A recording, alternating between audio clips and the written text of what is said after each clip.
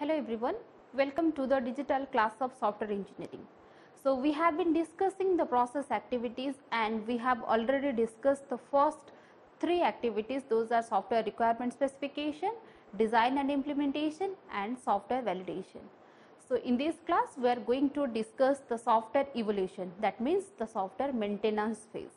Why we need the software maintenance, why we need to make the software up to date, and why we need to maintain our software. Because if we are taking 1 year or 6 months or 1.5 years to develop the software, then the software will used by the customer for the next 5 to 10 years. So we need to maintain our software and we need to keep our software up to date. Without updating a software, the software cannot run successfully. So when we are using our mobile phones or smartphones, we have our operating system with us, and there is a operating system updatation in each and every month. So we should look after how to maintain the software and how to keep the software up to date. To make the changes or to maintain our software, the software should be flexible. You can compare the system that has been developed by some other engineering approaches, like in case of civil engineering. If you are going to build a large building, then after 5 to 10 years, if you are finding some cracks or anything else, then that is very difficult to change or modify that building. But in case of software, it is very easy to modify our software because the software is intangible. Okay. So now every time we are having the software with us and we can modify the software easily. So that's why our software should be flexible. That is a good characteristics, or that is a essential characteristics of a good software. That means our software should be flexible because user requirements will change. If today I am requiring something, maybe after 5 years or 10 years my requirement will be changed. So my software should be flexible to accommodate those customer changing needs. So let's see what are the phases we are going to complete in case of evolution.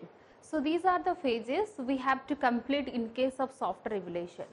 So software evolution means to maintain the software.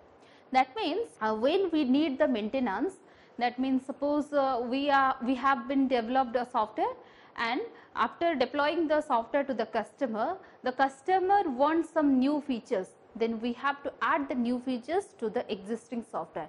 That is also software maintenance, or we can say we are going through the software evolution phase. Or some unused features are there, so we have to remove the unused features, or some existing features are there, we want to modify those features. So software maintenance means, or software evolution means, if any changes requires, if we want to add some new features, we want to remove some existing features, and we want to modify some existing features, that is the software maintenance. And we can say if there are some fault or error will arises in future, then the software engineers or the maintenance engineers should be there to fix those errors and faults. So that is the software evolution. So these are the phases in software evolution. Let's take the example that will simplify each and every phase to you. Suppose the students who took admission in 2016, that means the students who are the 2016-17 academic years, there are some rule for pass grade.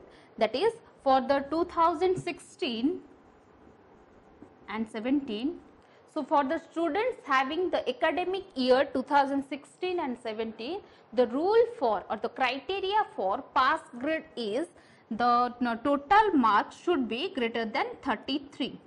Should be the total mark, that is the total mark should be greater than or equals to 33.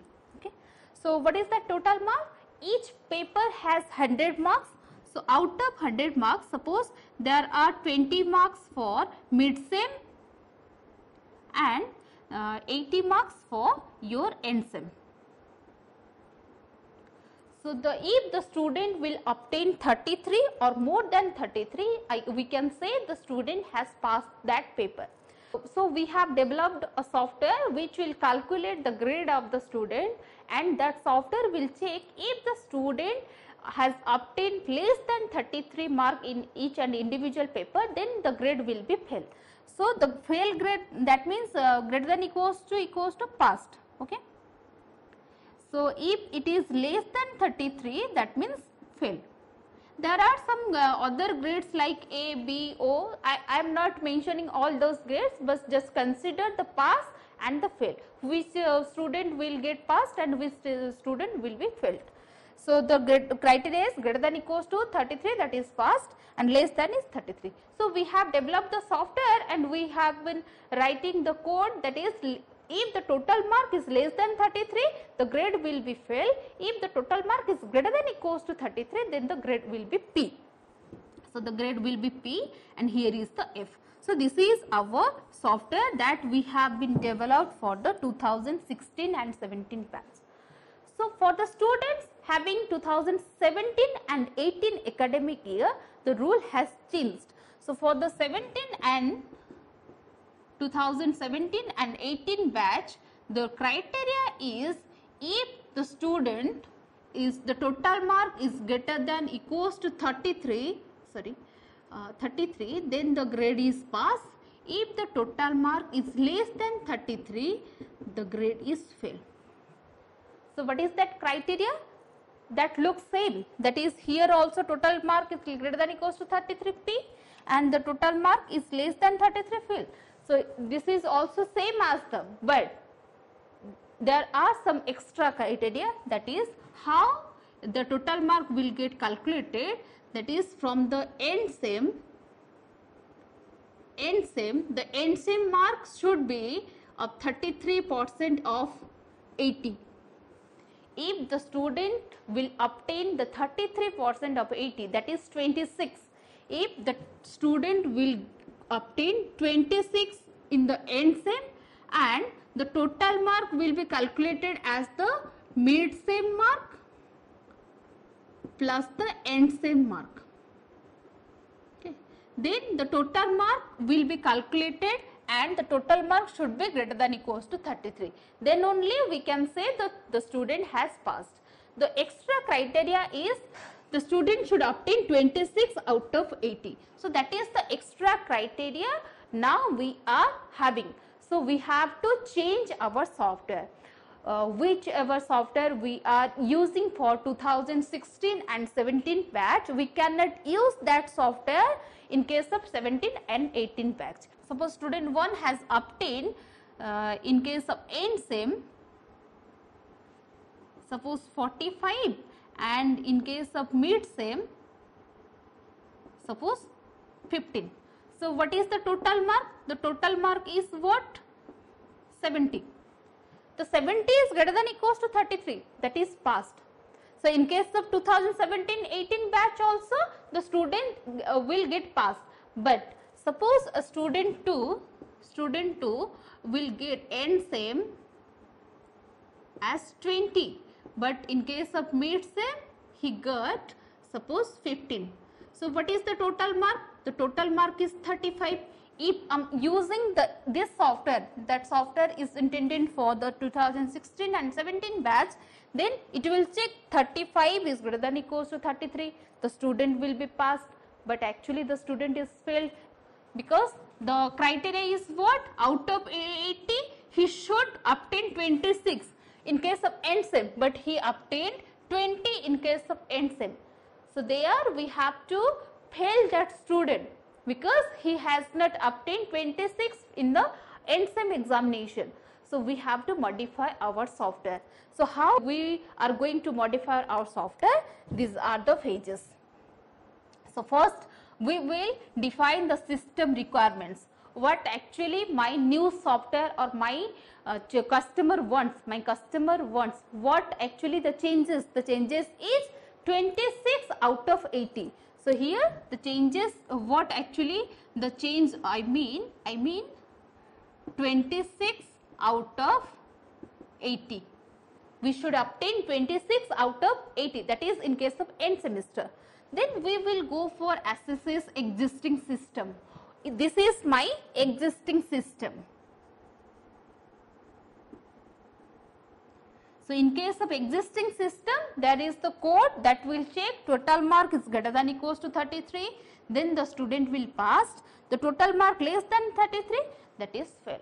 We are not going to develop the software from the scratch. We are not going to develop the software from the beginning. We are just going to modify our existing system.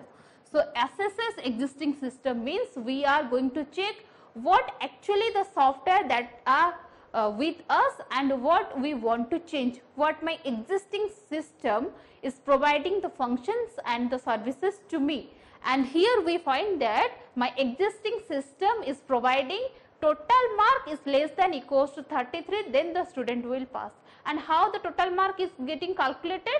That is by adding the end sem examination and the mid sem examination. So, that is my existing system that gives me the functionalities, that is total mark is less than 33 is fail, total mark is greater than equals to 33 will be passed. So, here we can access the existing system. Then after accessing the existing system, then we will go for the proposed system changes. That means here we find that total mark greater than equals to 33 is pass, total mark is less than 33 is fail. Then we will go for the proposed system changes, that how we are going to modify our system. So, what is the changes?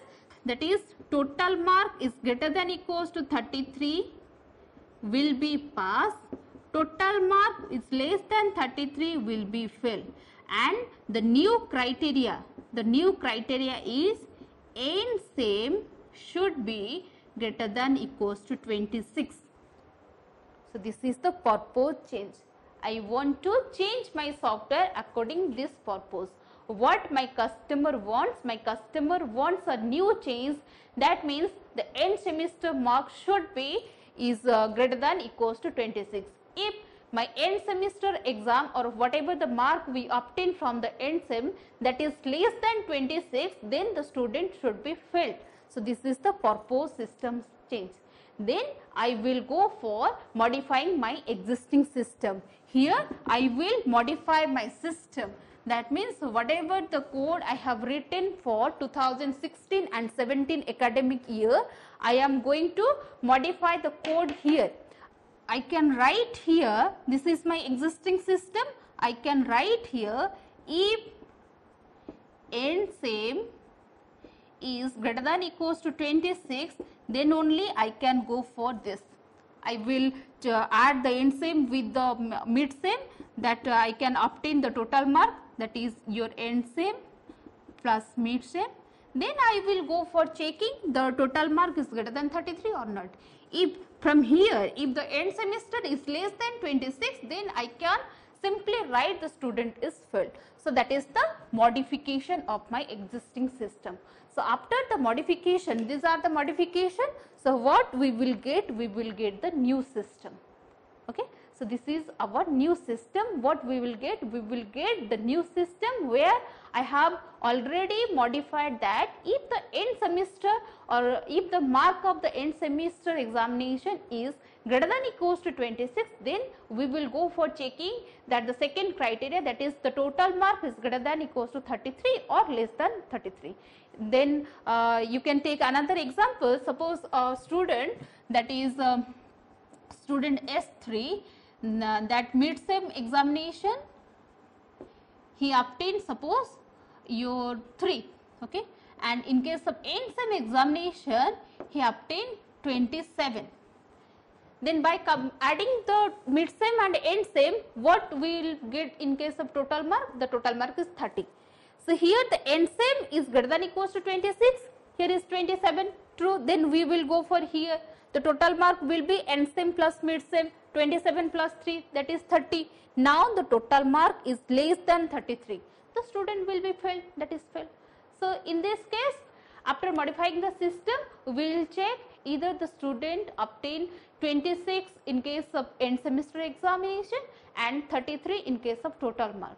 If both the criteria has been passed, then that means the student has been passed. So, these are the system modification what we have done, and after the modification we will get a new system. So after getting the new system, suppose after 2 years, suppose in case of 2019 batch, again the criteria for pass grade has been changed. That means if the total mark is greater than equals to 40, then the student will get passed. So that time what we will go for? We will go for the defining system requirements. So what is my requirement? My requirement is total mark should be greater than equals to 40. Now we have the new system, that is our what? Existing system, that is 2017 and 18. There we have modified the NSEM should be greater than equals to 26 and total marks should be greater than equals to 33. So from the new system we can assess our existing system. This is our second version what we have got. The first version is 2016-17. There are no criteria for the NSEM should be greater than equals to 26. There are only the criteria, that is total marks should be greater than equals to 33. Then the second version what we have got for the 2017, actually this is 2017 and 18 batch. So in case of 2017-18 batch, we have got the two criteria. The NSEM should be greater than equals to 26 and the total mark should be greater than equals to 33. Then for the 2019 and 2020, the criteria has been changed. The total mark should be greater than equals to 40. So we have the new system, that is 2017 and 18. Then we have the existing system.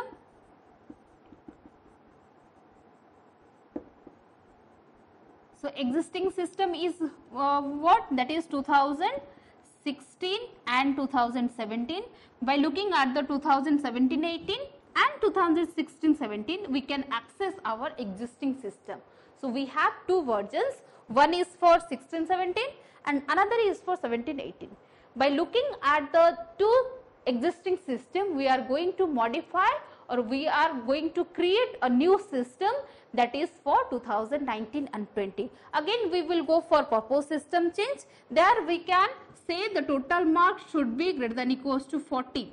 This is my proposed change. Then by looking at the proposed system change, we can modify the system.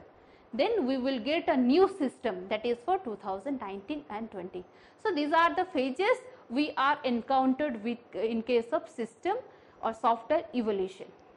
So this is about the end of chapter 2. So what we have been discussed in chapter 2, that is first we have discussed the software process, what is the software process and what are the activities of in case of software process, and there are two different software process, that is plan driven and agile process. So in case of plan driven, before going to develop the software in a real time, we should plan everything. We should plan how we are going to develop and we should plan our test plans also. And in case of agile method, that is the incremental method, we are not concerned about the design and specification phase, we will go directly to the coding phase. So then after we have discussed the different software process model, that is our waterfall model, which is a completely plan driven model. Then we have discussed the incremental model, that may be plan driven or may be agile, and we have already discussed the reuse software engineering, how we can reuse the existing software. By not developing a new software, we are just developing the software, or we are just combining each and individual existing component to get a new software, that is reused oriented software. And after that we have already discussed what are the process activities we are having in details. Those are requirement specification, design analysis, your implementation, software validation and software evaluation. So these are the key notes we have discussed in case of chapter 2. So in our next class we will go for the chapter 3. Thank you.